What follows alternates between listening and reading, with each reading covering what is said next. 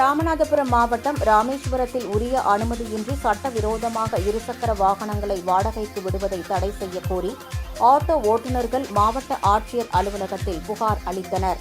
வணிக உரிமமும் இன்றி நூற்றுக்கணக்கான இருசக்கர வாகனங்கள் சுற்றுலா பயணிகளுக்கு வாடகைக்கு விடப்படுவதால் நேர்மையாக வரி செலுத்தி ஆட்டோ ஓட்டும் தொழிலாளர்களின் வருமானம் பாதிக்கப்படுவதாக மாவட்ட ஆட்சியர் அலுவலக மக்கள் குறைதீர் முகாமில் குவிந்து ஆர்ப்பாட்டத்தில் ஈடுபட்டனர்.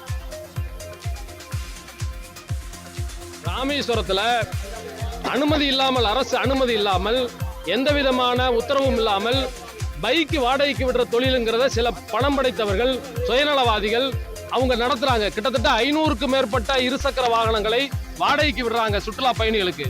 இதனால கிட்டத்தட்ட ராமேஸ்வரத்தில் இருக்கக்கூடிய 3000த்திற்கும் மேற்பட்ட டாக்ஸி, ஆட்டோ, வேன் ஓட்டுநர்கள், அதே போல சுற்றுலாத்துறையில வேலை செய்யக்கூடிய, டிராவல்ஸ்ல வேலை செய்யக்கூடிய நூற்றுக்கணக்கான பணியாளர்கள், கிட்டத்தட்ட 4000 பேருடைய வாழ்வாதாரங்கிறது இன்னைக்கு பெருசாக ராமேஸ்வரத்தில் பாதிக்கப்பட்டிருக்கு. இது போக தனுஷ்கோடியில வனத்துறையினர் வாகனம் விடுறாங்க, கோயிலை சுத்தி விட போறாங்க. இப்படி பல வகையில எங்களுக்கான நெருக்கடி. இதுல முக்கியமான நெருக்கடி எதுன்னா இந்த பைக் டாக்ஸி விடுறது மிகப்பெரிய நெருக்கடியா இருக்கு. இன்னொன்னு என்ன செய்யறாங்கன்னா, வர்றவங்க இளஞ்சோடிகளா வர்றாங்க, பைக்கை வாடகைக்கு எடுக்கிறாங்க, சவுக்க காட்டுக்குள்ள போய் வேடிக்கை பார்க்க போறாங்க. அங்கே ஏதாவது அசம்பாவிதம் ஏற்பட்டால் சட்ட ஒழுங்கு பிரச்சனைங்கிறது மிகப்பெரிய சட்ட ஒழுங்கு பிரச்சனையாக மாறும். அது போக இவங்க இல்லீகலா பைக் டாக்ஸி விடுறதுனால அரசுக்கு வரக்கூடிய வருமானம் பெரிய அளவுல கேள்விக்குறியா இருக்கு.